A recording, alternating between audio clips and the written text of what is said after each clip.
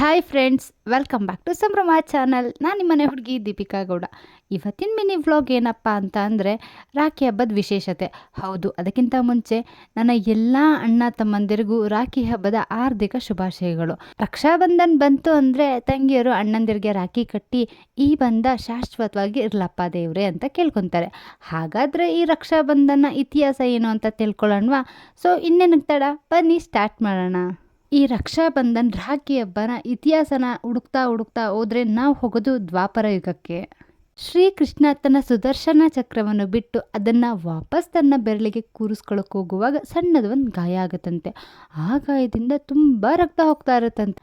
ಇದನ್ನು ಕಂಡಂಥ ದ್ರೌಪದಿ ಓಡೋಡಿ ಬಂದು ತನ್ನ ಸೀರೆ ಸೆರಗಿನ ಅಂಚನ್ನು ಕಟ್ ಮಾಡಿ ಶ್ರೀಕೃಷ್ಣನ ಬೆರಳಿಗೆ ಕಟ್ತಾರಂತೆ.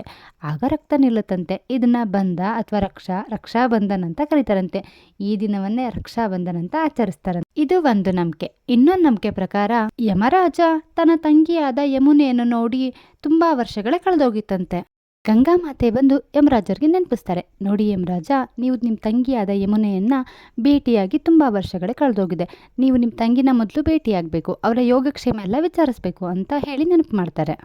ಗಂಗಾ ಮಾತೆ ಹೇಳಿದ ಎಲ್ಲ ಮಾತುಗಳನ್ನು ನೆನಪಿನಲ್ಲಿಟ್ಕೊಂಡು ಯಮಧರ್ಮರಾಜ ತನ್ನ ತಂಗಿಯಾದ ಯಮುನೆಯನ್ನು ಭೇಟಿಯಾಗೋದಕ್ಕೆ ಈ ದಿನದಂದು ಹೋಗ್ತಾರಂತೆ ಅಂತ ಪುರಾಣದಲ್ಲಿ ನಂಬಿಕೆ ಇದೆ. ಈ ಒಂದು ಚಿಕ್ಕ ಇನ್ಫಾರ್ಮೇಷನ್ಸ್ ನಿಮ್ಗೆಲ್ಲರಿಗೂ ಇಷ್ಟ ಆಯಿತು ಅನ್ಕೋತೀನಿ. ಸೊ ಇನ್ನೇನಕ್ಕೆ ತಡ, ಲೈಕ್ ಮಾಡಿ, ಶೇರ್ ಮಾಡಿ, ಸಬ್ಸ್ಕ್ರೈಬ್ ಮಾಡಿ, ಹಾಗೆ ಬೆಲ್ಲೈಕಾನ್ ಕ್ಲಿಕ್ ಮಾಡೋದು ಮಾತ್ರ ಮರಿಬೇಡಿ. ಬೆಲ್ಲೈಕಾನ್ ಕ್ಲಿಕ್ ಮಾಡಿದ್ರೆ ನಾನು ಯಾವುದೇ ವೀಡಿಯೋಸ್ ಅಪ್ಲೋಡ್ ಮಾಡಿದ್ರು ಫಸ್ಟ್ ನಿಮಗೆ ನೋಟಿಫಿಕೇಷನ್ ಬರುತ್ತೆ. So thank you so much.